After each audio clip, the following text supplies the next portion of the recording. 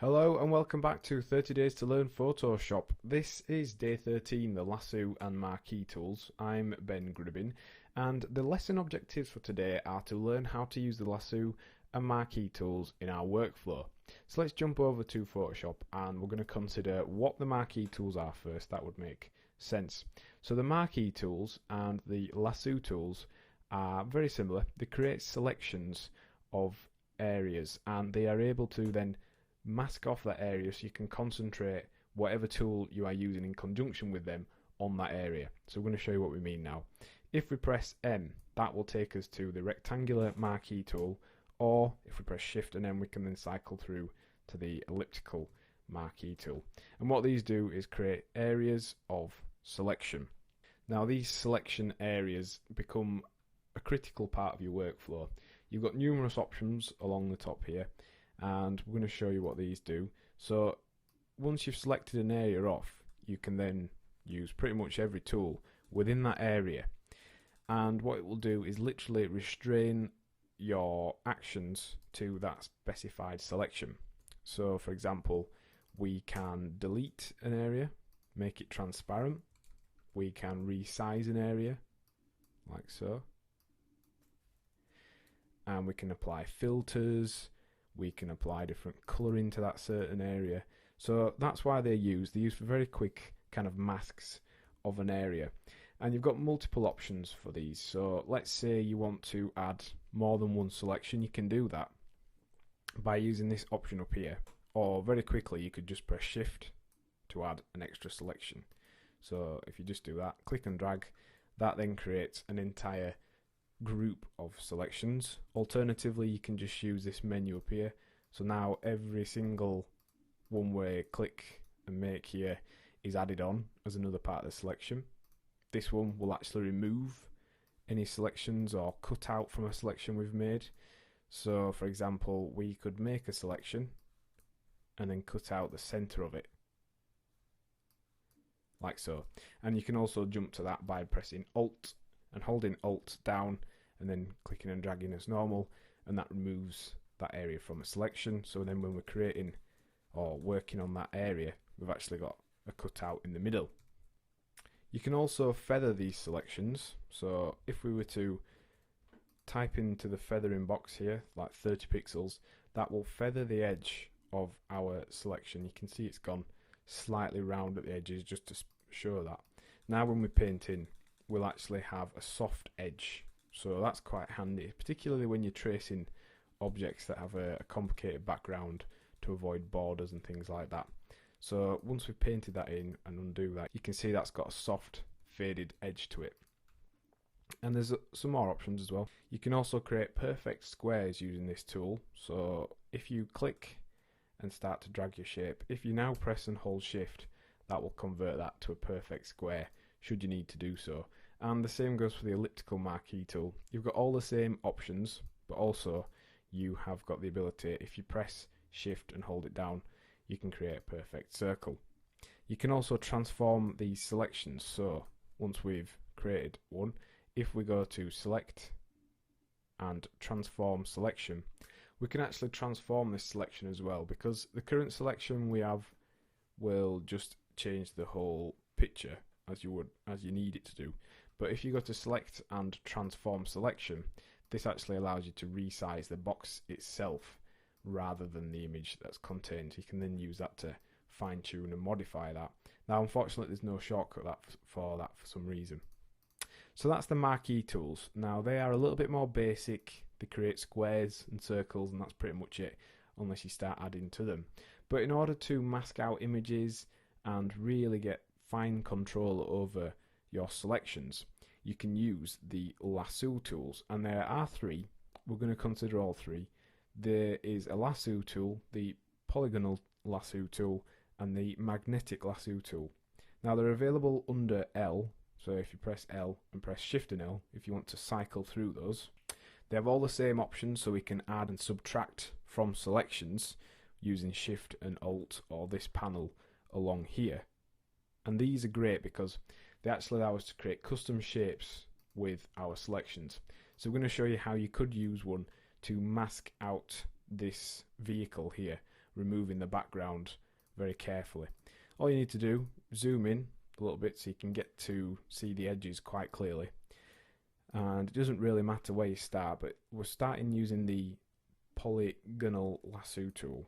So we're going to start here, and literally every click creates a point. So it works very similar to path tools, and then you just follow the shape of the car. So every change in direction, if you click, move your cursor to the direction you want to go, then create your next point. And all you're doing is essentially tracing out the very edge of the car. Now it takes a little bit of time, a little bit of practice. The longer you do take and the higher resolution you can work with, the better, but that's in an ideal world. So all you need to do is just take your time, work your way around the image, and very carefully mark out the area that you wish to keep. And obviously some images are more detailed than others. This one's got some a lot of different changes in angles and different surfaces and textures, so it does take a little bit of time and practice. But all you need to do then is join up the two ends, and this creates a selection that's perfectly followed the edge of the car. Now if we hit delete on that, we can then start to see how this becomes useful. If we were to work our way around the whole car, we could remove the entire background and just have the car itself as an isolated object. So that's one way we can work with those. We could then move the car onto another background, we can better adjust it, we could rotate it so it's level, all kinds of things. And as before, you can add additional areas that you want to work on. Let's say you've made a mistake, or you just need to add another area but don't want to delete the original selection. If you just press shift, you can then create that additional area that you want to do so. Now you'll notice we're going off the edge of the artboard when we're doing this, and that's just because when you go off the artboard, it will select right up to this edge, so we don't have any tiny little borders or lines that we don't want along the edge. That just gets rid of them very simply and easily. One other thing you'll want to be wary of when you're zoomed in close working on the details, the really fine details, and it's recommended to do that so that you can make sure you get every part of the whatever object you're tracing in. Once you go to the edge of the window that you're working in, you'll notice it starts to scroll. So you want to go very slowly when you get towards the edge of a window, and you can actually just help maneuver the window like so by pointing the direction you want to go. If, however, you were to go too fast, you do end up off course and getting lost on your image, which is kind of a problem in CS5 Photoshop because they got rid of the ability to zoom out whilst you have this tool selected. So in order to get round that, what you need to do is press the space bar, and you can just simply drag your way around. Unfortunately, for some reason they removed the option and the ability to be able to zoom back out to get an overview of the image while you're using this tool. So use the space bar, and let's say you just want to close your path rather than going around the whole image, you want to just close the path on the next point. If you create your shape and then press Command or Control, it will actually close the path off for you on that point rather than you having to go back, because you could be 5,000 pixels away from wherever you started. So that's another little quick tip just to close off your selection area. So let's look at the lasso tool, which is kind of like the polygonal lasso tool except it's freeform. So instead of getting nice cut straight lines, this will follow where you draw your actual cursor, and that's good in a way, but it also can look a little bit messy, a little bit untidy. We've actually got a feathered edge onto that, so let's just remove that. And what it does is it follows where you draw, creates the selection for you, and we can use all the same sort of options as the other tools, and we can just delete the edge there like so.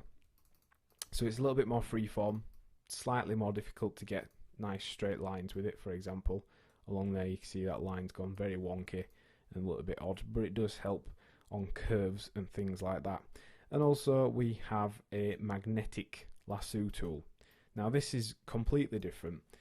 It actually works out on an image an area that you want to select, kind of like the paint bucket tool does, except it's helping you select out an area. So let's just show you that now. If we click on this little area here, you'll notice we're not really doing anything. We've clicked once and it automatically creates these paths. It automatically works out the area you want your lasso tool to work on, and it kind of lays down like a spider's web and sticks to that edge. It does a fairly decent job. It's a little bit, sometimes a little bit messy, but you can actually help tweak how accurate it is again by using things like the frequency, which is the amount it's going to add points to the path, and also using the contrast, which helps when it's considering the area. So for example, if we turn the contrast right up, hopefully this will help it calculate the areas we want to select a little bit more easily. And then again, you can add and subtract from these selections. You can feather the selections, and it's a very versatile set of tools, the lasso tools. Very quick and easy to use. They work really well, and when you use a combination of the marquee tools and lasso tools, you're able to mask out images and select large areas very quickly and just be able to do quick deletes and edits on them. So what have we learned in today's lesson? Well, we've learned how to use the marquee and lasso tools, and we've also considered what each tool is used for and when we would use them. And your task for this lesson is to use the polygonal lasso tool to cut out an object from its background. So just practice on doing that. Once you've selected the area, if you press delete, it deletes that background. Next time on 30 Days to Learn Photoshop, we'll be looking at the clone stamp and pattern clone stamp. Thanks for listening.